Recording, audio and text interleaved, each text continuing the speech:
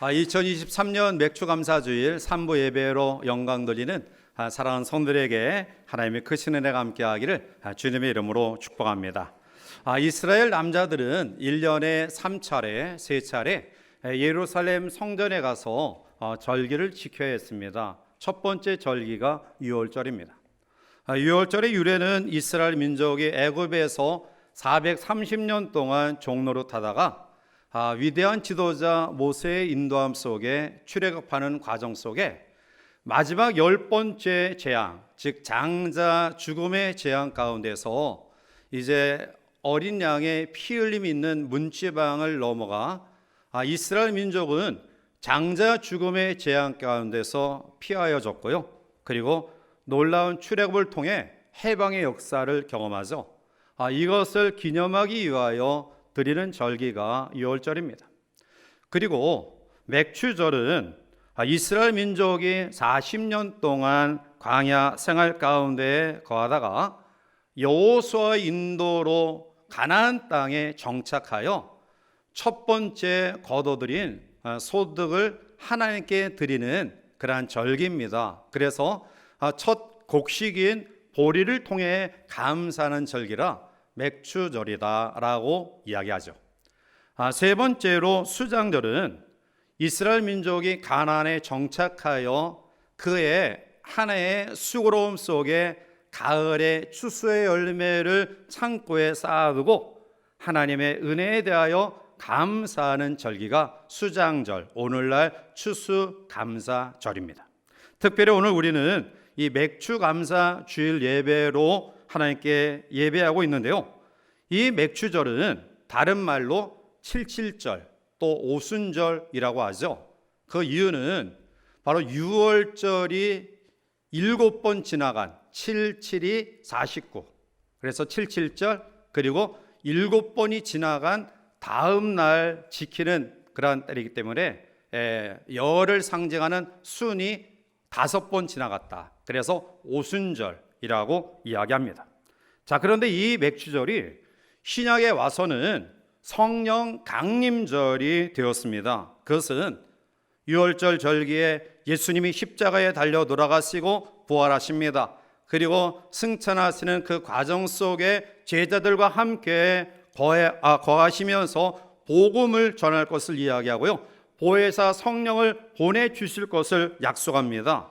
그 보혜사 성령께서 바로 마가 오순절 다락방에 임재하심으로 교회가 태동되었고요. 그리스도의 복음이 온 땅에 전파되어집니다. 결국 맥추 감사절의 그 의미 가운데 꼭 우리들이 기억해야 될 부분은 이스라엘이 가나안에 정착하여 국가의 토대를 이제 마련하고 하나님께 드리는 감사, 그리고 신약의 의미를 보면 교회가 시작이 되어서 하나님의 복음이 오늘 동아시아 끝자락에 있는 우리에게까지 전파되었음을 인하여 하나님 앞에 상징적으로 감사하는 마음들이 있어야 됩니다. 특별히 이 맥추감사주일이 우리 태양력으로 이제 7월 첫째 주에 있기에 우리는 지나간 6개월을 하나님 앞에 감사하며 또 우리의 남은 6개월도 하나님의 은혜를 기대하며 감사하는 마음으로 우리가 이 예배를 드립니다. 따라서 오늘 이 시간 이 맥추감사 주일을 맞이해서 하나님이 우리에게 어떤 은혜와 축복을 허락하셨는가, 우리가 왜 하나님 앞에 감사하며 우리의 삶을 살아가야 될 것인가를 말씀 속에 묵상하며 또 은혜와 결단의 시간이 되기를 바랍니다. 먼저 오늘 본문은 우리에게 하나님이 우리에게 주신 축복은 평안의 복임을 이야기합니다.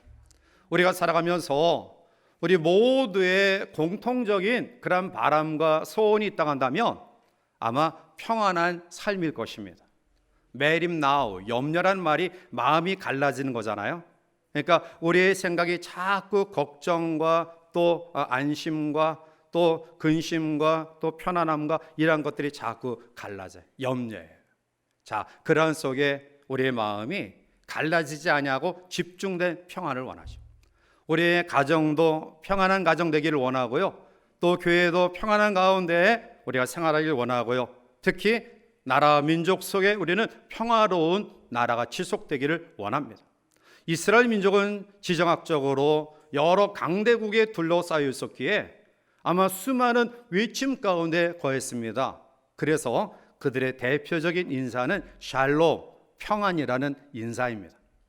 우리도 예전에 못 살 때 주 인사가 뭐냐면 식사하셨습니까? 그런 인사예요. 그러니까 못 먹을 때는 이 먹는 것이 대단히 중요하고 우리의 최고의 관심사였기 때문에 그렇게 인사를 하는 거예요. 이와 같이 우리의 삶 속에 평안은 대단히 소중하고 귀한 것입니다.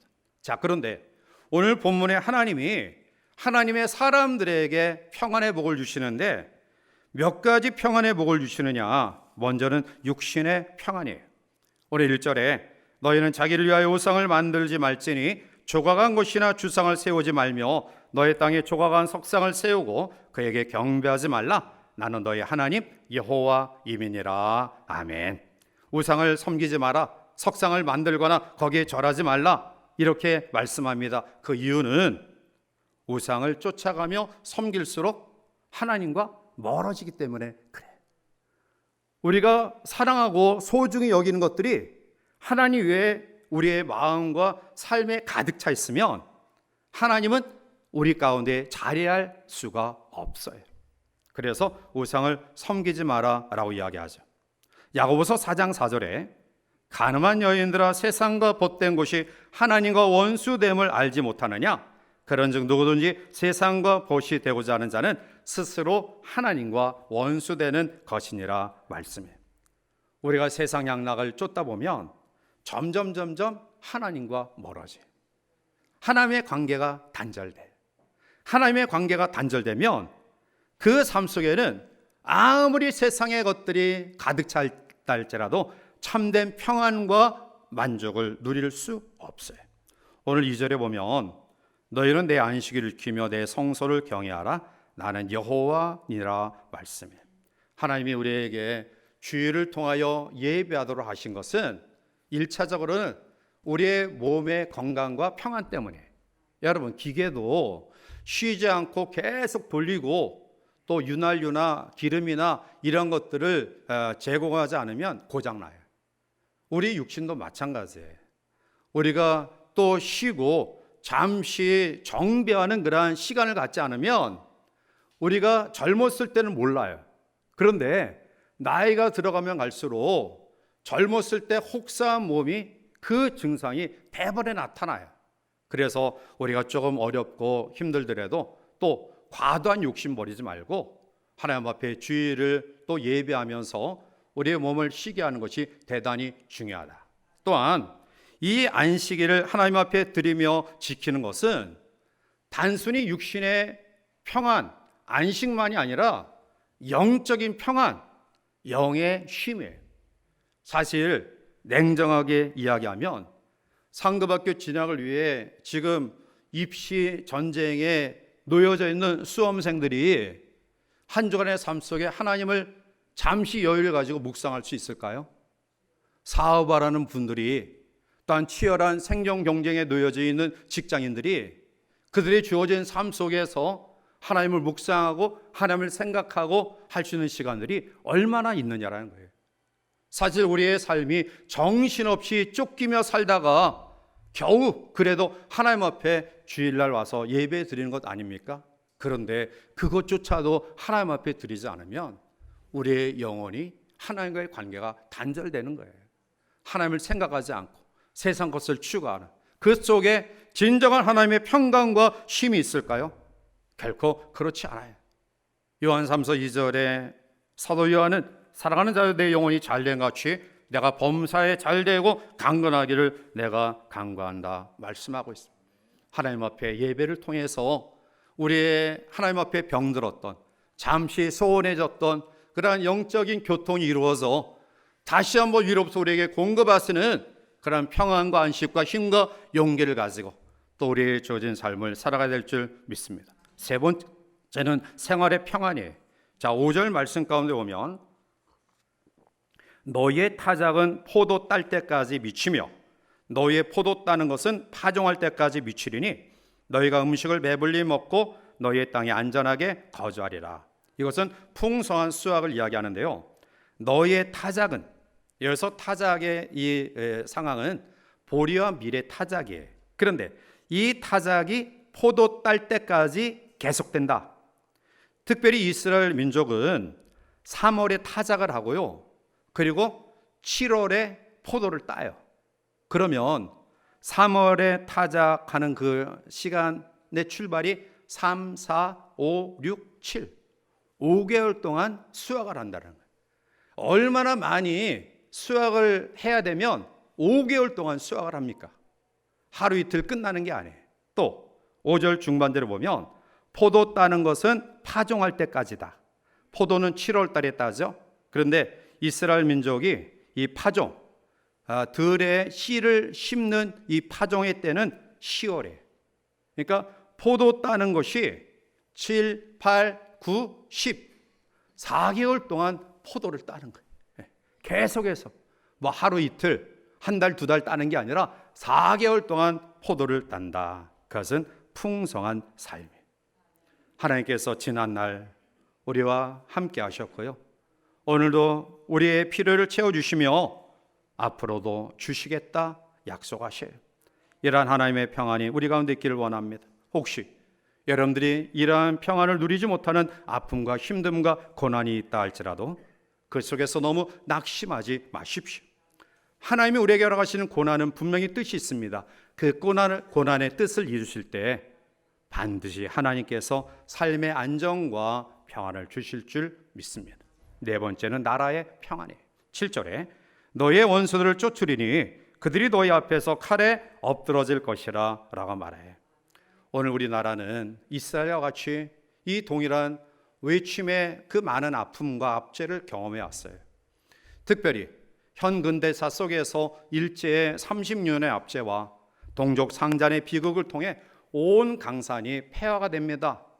세계 최빈민 국가로 전락했던 우리나라가 얼마 되지 않아 경제의 부흥과 무엇보다도 세계 열방을 향하여 선교사를 미국 다음으로 가장 많이 파송할 수 있는 놀라운 축복은 하나님이 이 나라를 지켜주셨기 때문이고요, 이를 위하여 눈물을 흘려 기도하는 성도들이 계셨기 때문입니다. 오늘 하나님이 이러한 평안을 주시겠다 약속해요. 두 번째로는 오늘 하나님이 우리에게 어떠한 축복을 허락하시는가, 돌보심의 축복이에요. 오늘 9절 말씀 넘어가서 보면 내가 너희를 돌보아 너희를 번성하게 하고 너희를 창대하게 할 것이며 내가 너희와 함께한 내 언약을 이행하리라 라고 말합니다. 예전에는 이 뒷간과 처간은 멀을수록 좋다고 했어요.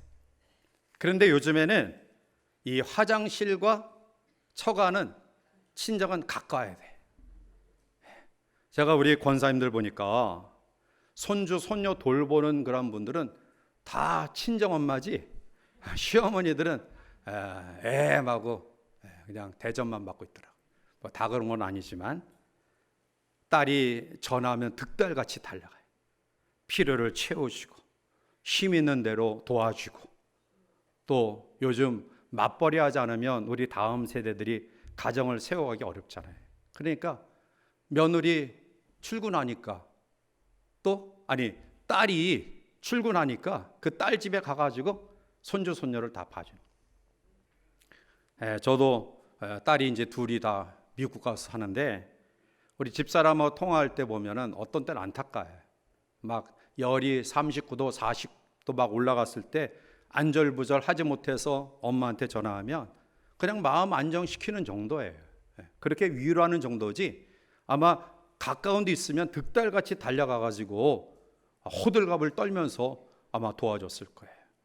자, 아무튼 간에 바로 이 딸을, 시집간 딸을, 그 딸을 위해서 돌봐주는 친정 어머니의 마음처럼 하나님이 돌보신다. 오늘 본문에 나타나는 내가 너를 돌보아 너희를 번성하게 하고 너희를 창대하게 한다라는 이 말씀의 배경은 창세기 12장에 있었던 아브라함을 부르신 장면이에요.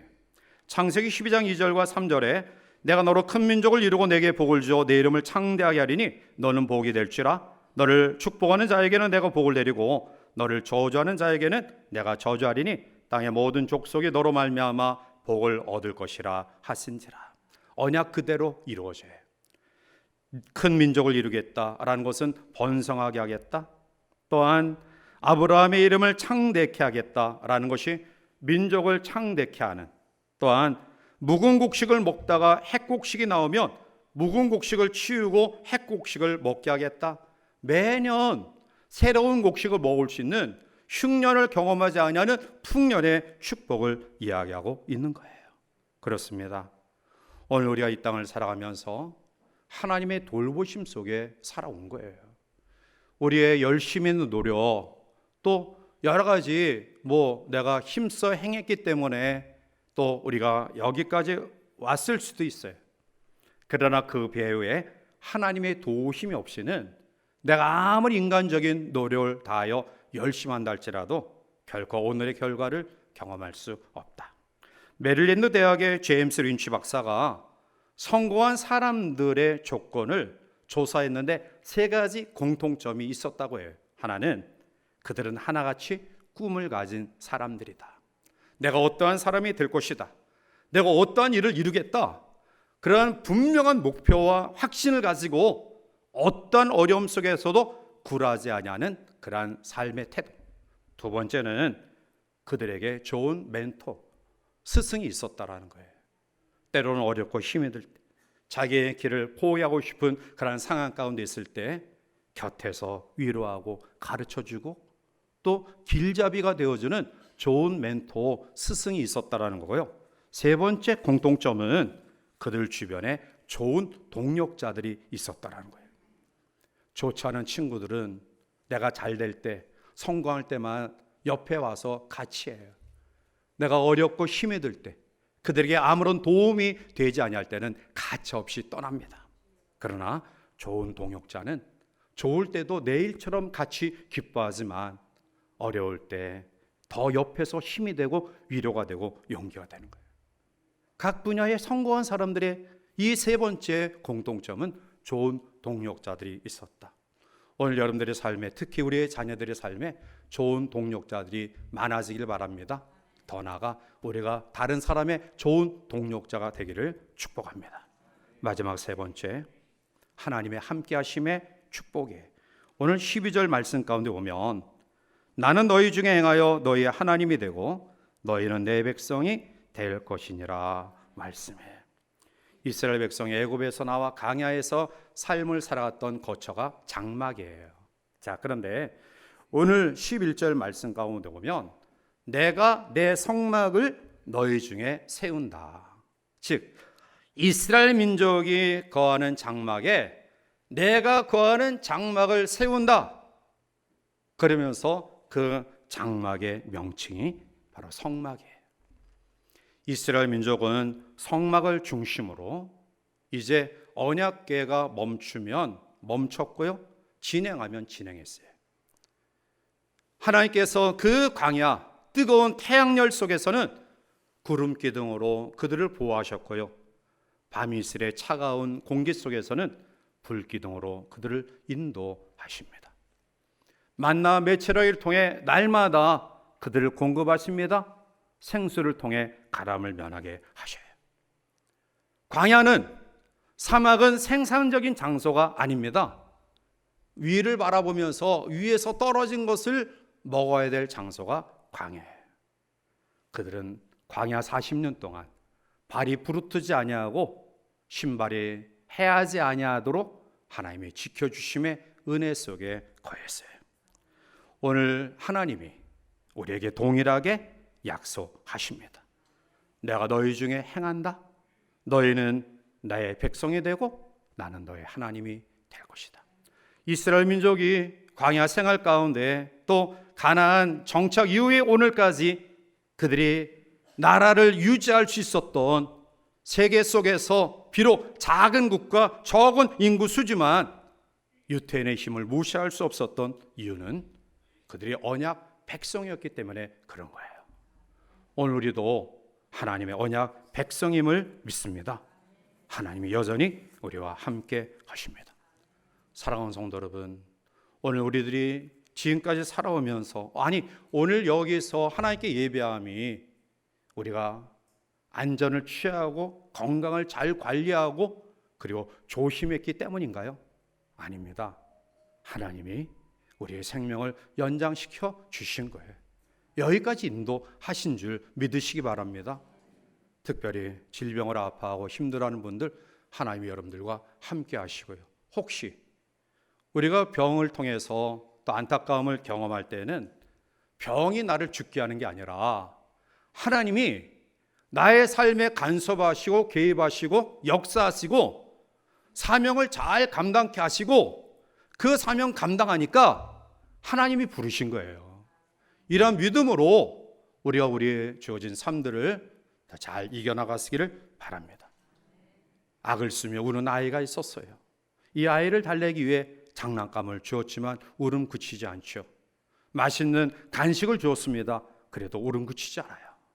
그런데 외출했다가 이 아이의 울음소리를 들은 어머니가 달려와 이 아이를 안싸 그 순간 아이의 울음이 그쳤어요.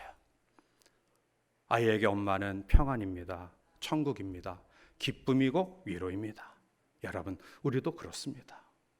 우리가 이 세상을 살아가면서 진정 우리의 마음의 아픔과 고통을 잠재울 수 있는 참된 평안, 참된 위로, 참된 소망은 바로 임마누엘, 하나님이 나와 함께 하실 때 여전히 우리의 환경이 변하지 않았지만 그 속에서 자족할 수 있고요, 감사할 수 있고요, 하늘의 기쁨을 누릴 수 있습니다. 중국 선교에 정성을 바친 허드슨 테일러 목사님이 그의 사역에 성과가 나타나지 않자 하나님 앞에 낙심하여 이제 고민하고 있어요. 그때 그에게 읽었던 말씀이 히브리서 13장 5절의 말씀입니다. 내가 결코 너희를 버리지 아니하고 너희를 떠나지 아니하리라. 그는 훗날 이렇게 고백합니다. 내가 정신적으로 성과가 없을 때 완전히 침체되어 있는 그 순간에 하나님이 나를 떠나신 줄 알았다. 그런데 그 불신의 삶 속에서 주님은 결코 나를 버리지 않으셨다. 나를 포기하지 않으셨다. 그래서 나는 그 이후에 내 속에 주님이 함께 하신 이상 염려할 것이 없다라는 믿음으로 이 사역을 감당해 왔다. 여러분, 하나님은 우리를 버리지 않으셔요. 혹시 내가 너무 힘들어서 하나님을 붙잡은 손을 놓았다 할지라도 하나님은 여러분을 붙잡은 손을 결코 놓지 않으십니다. 그래서 우리가 여기까지 온 것입니다. 유월절, 맥추절, 수장절의 공통점은 감사의 절기예요. 유월절, 맥추절, 수장절 3대 절기를 하나님이 왜 지키라고 그렇게 누누이 명령하셨는가? 그것은 우리가 감사를 잊고 살았기 때문 아닌가요? 그래서 하나님은 절절히 우리에게 이 절기를 지키라, 감사하라 말씀하고 있는 거예요. 존 헨리 조에서는 감사할 줄 아는 사람은 예방주사와 같고 항생제와 같고 방부제와 같다라고 해요. 우리에게 찾아드는 여러 가지 고난과 고통 속에 주어진 좌절과 절망은 혹시 감사를 잃어버려서 불평과 원망 때문에 더 크게 느껴지고 있는 것은 아닌가요? 마귀가 결코 틈 못할 그러한 가장 아름다운 신앙의 덕목은 감사예요. 어떠한 경우에도 감사 찬양을 잃지 않으면 하나님이 어려움 속에서도 감당할 만한 믿음, 능력 주시고요, 그리고 피할 길을 주시고요, 그 속에서 감사의 삶을 통한 만족과 기쁨을 허락하실 줄 믿습니다. 생명 나눔, 우리가 말씀 후에 또 서약할 텐데요, 이것은 하나님이 주신 축복을 우리가 흘러가게 하는 가장 아름다운 축복의 비결이에요. 그래서 우리가 지난번에도 한번 서약을 했지만 우리 모든 성도들이 다 결단하셔서 하나님이 주신 축복을 나눔의 실천적인 모습으로 또 세워지는 이 아름다운 시간이 되기를 바라고요. 또 우리 남은 6개월과 또 남은 생애도 감사 찬양으로 승리하는 우리 모두가 되시기를 주님의 이름으로 축복합니다. 기도합니다. 사랑이 많으신 하나님, 감사합니다. 맥주 감사절을 통해서 혹시 우리가 감사를 놓치고 있었다고 한다면 모든 것이 하나님 은혜임을 다시 한번 고백하는, 감사를 회복하는 이 아름다운 예배가 되기를 원합니다. 특히 우리에게 허락하신 놀라운 축복을 이제 흘러 넘치게 하기 위해 생명 나눔 예배를 통한 서약과 결단의 시간을 갖고자 하오니, 하나님께서 우리의 마음에 감동 주셔서 하나님 우리 주신 축복을 나누며 베풀므로 더 크게 누릴 수 있도록 우리 모두를 주장하여 주시옵소서. 예수님의 이름으로 기도하옵나이다. 아멘.